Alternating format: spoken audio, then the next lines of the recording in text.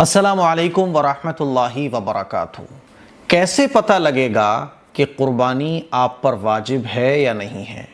कुर्बानी किन लोगों के ऊपर वाजिब होती है? ये मसला अक्सर मुसलमानों को पता नहीं होता।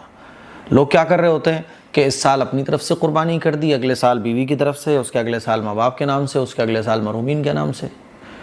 कुर्बानी एक वाजिब इबादत है, यानी आपके ऊपर अगर वाजिब हो रही है तो आपको करना ज़रूरी है। अगर आप अम्मी के नाम से, मरहूमीन के नाम से कुर्बानी करते रहेंगे तो आपका वाजिब अदा नहीं होगा, आप गुनहगार होंगे। इसीलिए ये जानना बहुत ज़रूरी है कि कुर्बानी किन लोगों के ऊपर वाजिब होती है और मैं कैसे पता करूँगा कि मेरे ऊपर कुर्बानी वाजिब है या नहीं है। आज यही मसला बहुत आसान तरीके से मैं आपको समझाने जा रहा हूँ।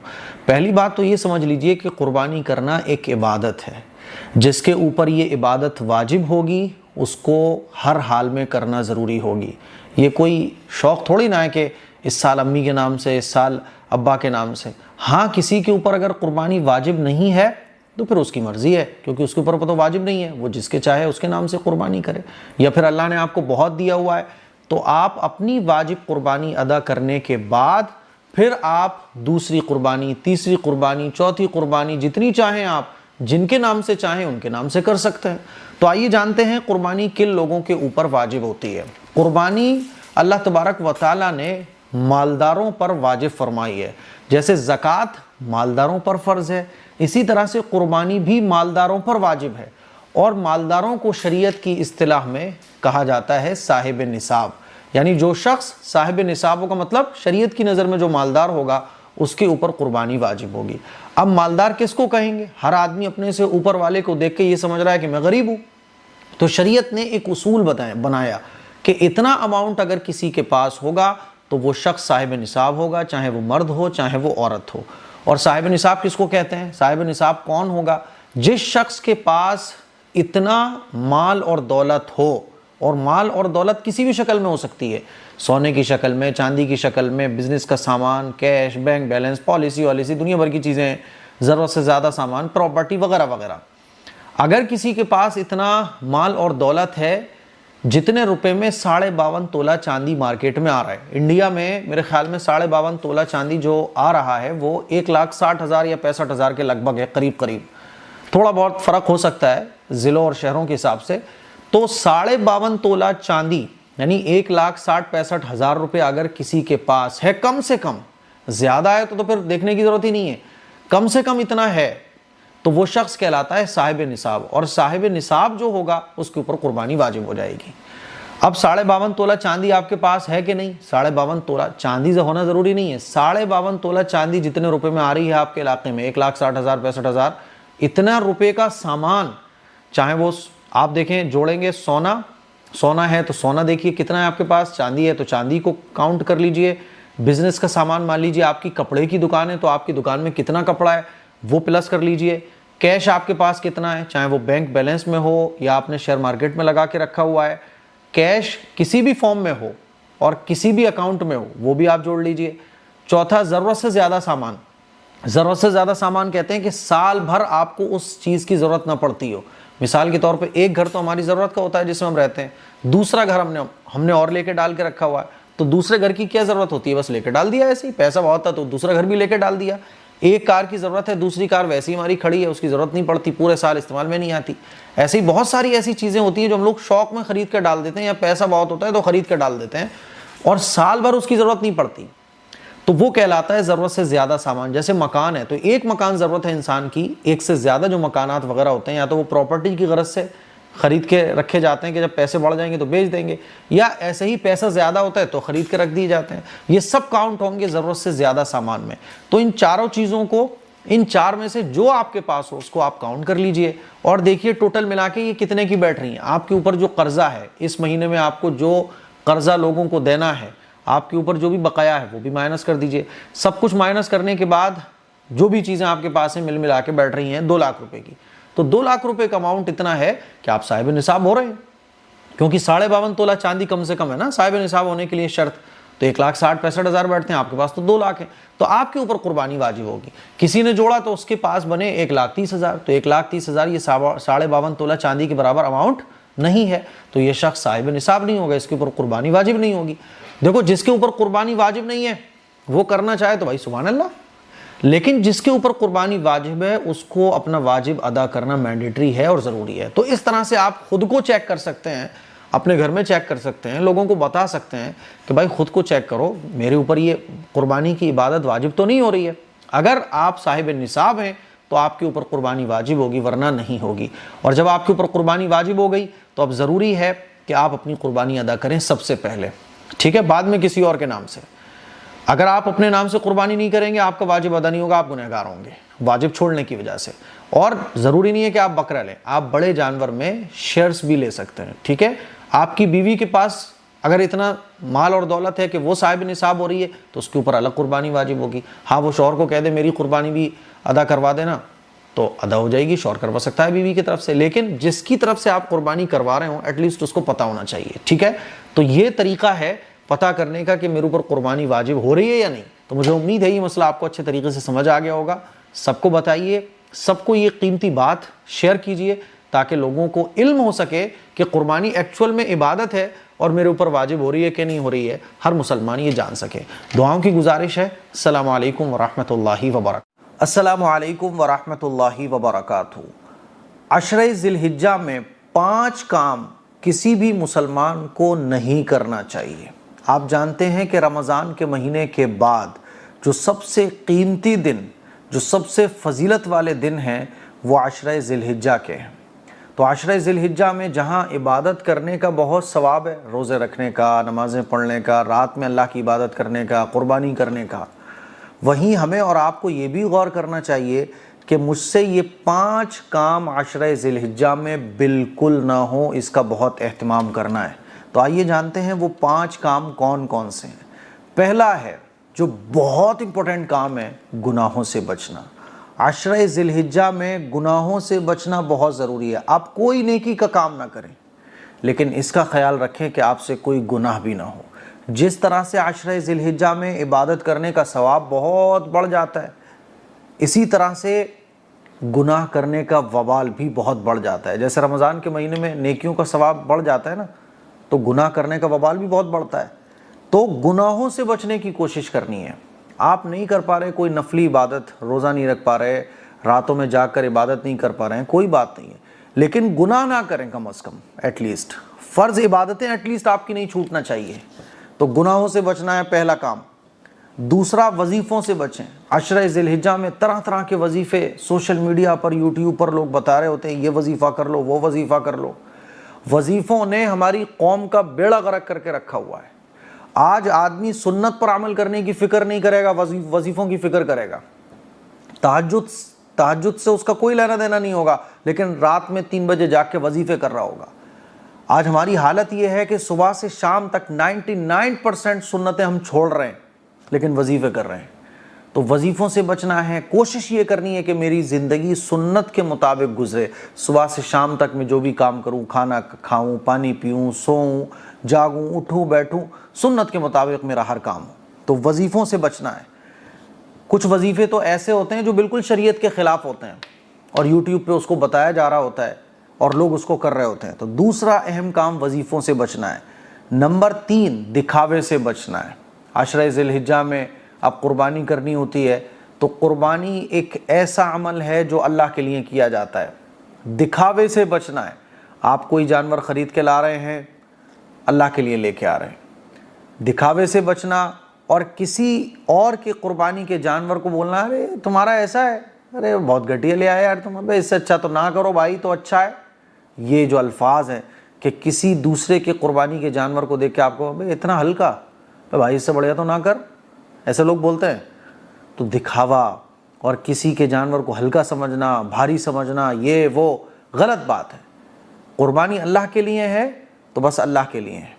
आपको जो करना है वो आप करो, लेकिन इस तरह की बातें नहीं करना चाहिए दिखावे की जिससे बू आए। तो आपकी बातों में दिखावा नहीं होना चाहिए, आपके काम में दिखावा नहीं होना चाहिए। अशरे ज़िलहिज्जा में जो बहुत इंपॉर्टेंट काम है वो ये कि दिखावा ना हो। अगर आपके अमल में दिखावा है तो इबादत फिर आपकी ख़राब हो गई, क्योंकि अल्लाह के पास जो है वो आपका इखलास पहुँचता है, आपके दिल में जो है वो पहुँचता है। आप बड़े से बड़े बेहतरीन जानवर की कुर्बानी करें, लेकिन अल्लाह के लिए करें। तो तीसरा काम है दिखावे से बचना है। चौथा, गंदगी ना करें। होता क्या है कि जब कुर्बानी के दिन करीब आ रहे होते हैं तो हम और आप कुर्बानी के जानवर खरीद के लेके आते हैं और फिर गलियों में उसको बांध देते हैं।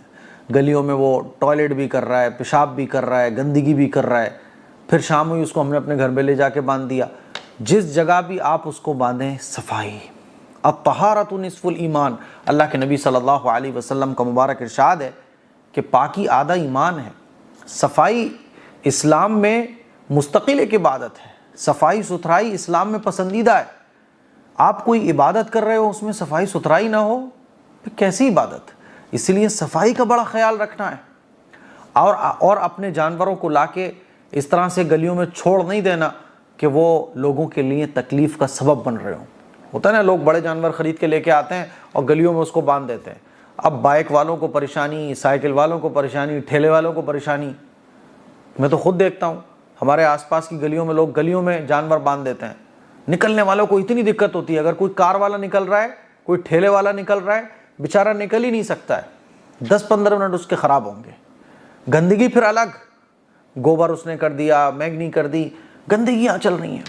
हमारी मस्जिद के बाहर ही दुनिया भर के बकरे बनते हैं, सफाई का कोई ख्याल नहीं। तो भाई, जिस इबादत में सफाई ना हो तो आप अपने अजर को ज़ाया कर रहे हो, और लोगों को तकलीफ़ देना तो वैसे ही आराम है। तो गंदगी बिल्कुल नहीं होना चाहिए, इसका बहुत ख्याल रखें। हम लोग क्या समझते हैं कि साहब जी ये तो प्रशासन की जिम्मेदारी है, अरे पार्षद की जिम्मेदारी, अरे भाई आपकी जिम्मेदारी है। जैसे आप नमाज पढ़ने को सवाब का काम समझते हो, जैसे आप और सवाब के काम समझते हो, सफाई भी एक सवाब का काम है। आपके घर में से महक आ रही हो, आपकी गली महक रही हो। लेकिन अब हाल क्या होता है, जब कुर्बानी के डेज करीब आ रहे होते हैं, सबको पता है ये कोई छिपी हुई चीज़ तो है नहीं है। अब आप मुझसे बोलो सोशल मीडिया पे बयान नहीं करना चाहिए, भाई ये तो कोई छुपी हुई चीज़ थोड़ी है, तो बिल्कुल आप जहाँ चाहो वहाँ देख सकते हो।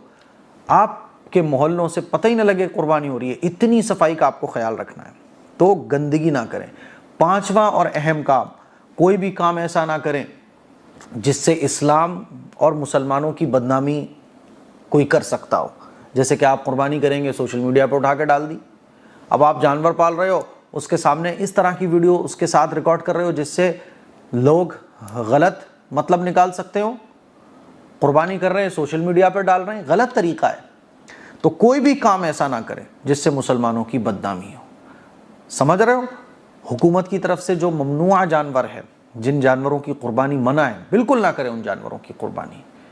आपके इलाके में जिस जानवर की कुर्बानी पॉसिबल हो उसकी करें, और अगर ये भी पॉसिबल नहीं है तो जहां पॉसिबल हो सकता है वहां जाके हिस्सा ले लें। समझ रहे हैं? लेकिन कोई भी काम ऐसा ना करें। हो सकता है बहुत सारे लोग आपको भड़काने की कोशिश करें, बहुत सारे लालच में लाने की कोशिश करें, लेकिन आपको इससे बचना है कि कोई भी काम आपकी तरफ से ऐसा नहीं होना चाहिए जिससे मुसलमानों की बदनामी हो।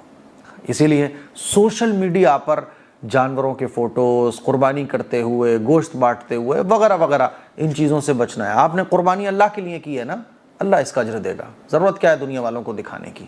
मुझे उम्मीद है कि आपको अच्छे तरीके से समझ आ गया होगा कि इन 5 कामों को आपको अशरे ज़िलहिज्जा में नहीं करना है। इन 5 कामों से ख़ुद भी बचना है और दूसरों को भी बचाना है। इस क्लिप को शेयर करें, दूसरों तक पहुँचाएँ। अस्सलामु अलैकुम वरहमतुल्लाहि वबरकातुहू। अस्सलामु अलैकुम वरहमतुल्लाहि वबरकातुहू। 5 लोगों की कुर्बानी अल्लाह के यहाँ कबूल नहीं होती है। वो 5 लोग कौन कौन से हैं, आइए जानते हैं और ख़ुद को चेक करते हैं कि कहीं मैं इन 5 लोगों में तो नहीं आ रहा हूँ। अगर आ रहा हूँ तो इन 5 लोगों में से निकलने की कोशिश करें तौबा के ज़रिए, और वो काम बंद करके जिनकी वजह से हमारी कुर्बानी कबूल नहीं होती है। वो 5 लोग कौन कौन से हैं? नंबर 1, हराम माल से कुर्बानी करने वाला। हराम कमाने वाले का कोई अमल अल्लाह की बारगाह में कबूल नहीं होता। हराम माल के ज़रिए की जाने वाली कोई इबादत, जो माली इबादत हो, वो अल्लाह की बारगाह में कबूल नहीं होती। तो कोई अगर हराम माल से कुर्बानी करता है तो उसकी कुर्बानी अल्लाह के यहाँ कबूल नहीं होगी, बल्कि वो गुनहगार होगा। उसको चाहिए कि वो तौबा करे हराम काम से, हराम माल से, और हलाल रोज़ी कमा कर हलाल रोज़ी के ज़रिए अल्लाह की बारगाह में कुर्बानी पेश करे। दूसरा है दूसरों के नाम से कुर्बानी करने वाला। कुर्बानी आपके ऊपर वाजिब है, आप कुर्बानी कर रहे हो अम्मी के नाम से, अब्बा के नाम से, मरहूमीन के नाम से, तो आपकी कुर्बानी अदा नहीं होगी, आपकी कुर्बानी सही नहीं होगी। समझ रहे हैं? क्योंकि कुर्बानी एक वाजिब इबादत है। जैसे नमाज पढ़ना अम्मी के ऊपर फ़र्ज़ होती है तो अम्मी को पढ़नी होगी, बच्चे के ऊपर फ़र्ज़ है तो बच्चे को पढ़नी होगी। ऐसा तो नहीं है कि अम्मी पढ़ लेंगी तो बच्चे के ऊपर से भी नमाज अदा हो जाएगी, नहीं होगी ना। रोज़े रखना सब पर फ़र्ज़ होते हैं, जिस पर फ़र्ज़ होगा वो अपना रोज़ा अलग रखेगा। ऐसे ही कुर्बानी का मसला है, कुर्बानी जिसके ऊपर वाजिब होगी उसको कुर्बानी करना है। बेटे के ऊपर कुर्बानी वाजिब है तो बेटे को करनी होगी, अम्मी के ऊपर वाजिब है अम्मी को करनी होगी। अगर कोई अपनी कुर्बानी तो अदा नहीं कर रहा है, अम्मी की तरफ से कर रहा है, तो अम्मी को सवाब मिल जाएगा, अम्मी के नाम से वो कुर्बानी हो जाएगी, आपका वाजिब अदा नहीं होगा।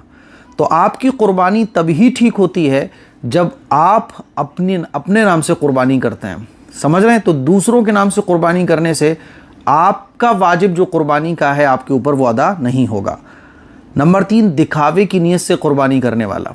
कोई शख्स अगर दिखावे की नीयत से कुर्बानी करता है तो अल्लाह का कुरान मजीद में साफ इरशाद है, लन यनालल्लाह लुहूमुहा वला दिमाउहा वलाकिन यनालु तक़वा मिनकुम, कि अल्लाह को ना कुर्बानी का गोश्त पहुँचता, ना खून पहुँचता, ना कुछ और पहुँचता, अल्लाह को तो ये पहुँचता है तक़वा, दिल का इखलास, कि अल्लाह का बंदा अल्लाह के लिए किस दिल से कुर्बानी कर रहा है। तो इखलास के साथ कुर्बानी करें। कुर्बानी के दिनों में ये दिखावे वाली जो कैफियत है ना, ये बहुत लोगों में देखने को मिलती है। आप 1 लाख रुपए का बकरा ज़िबा करें, 1 लाख रुपए का जानवर अल्लाह की राह में कुर्बान करें, लेकिन इखलास आपके दिल में होना चाहिए, वाहवाही नहीं होना चाहिए, नामनमूद नहीं होना चाहिए, शान व शौकत नहीं होना चाहिए। अल्लाह की रज़ा के लिए भाई मैं कुर्बानी कर रहा हूँ, करोड़पति मुझे अल्लाह ने बनाया है, अल्लाह के लिए ज़िबा कर रहा हूँ। तो दिखावा नहीं। जो शख्स दिखावे की नीयत से कुर्बानी करता है तो दिलों के फ़ैसले तो अल्लाह, दिलों के हाल तो अल्लाह जानता है ना, लेकिन दिखावे वाली कुर्बानी अल्लाह के यहाँ कबूल नहीं।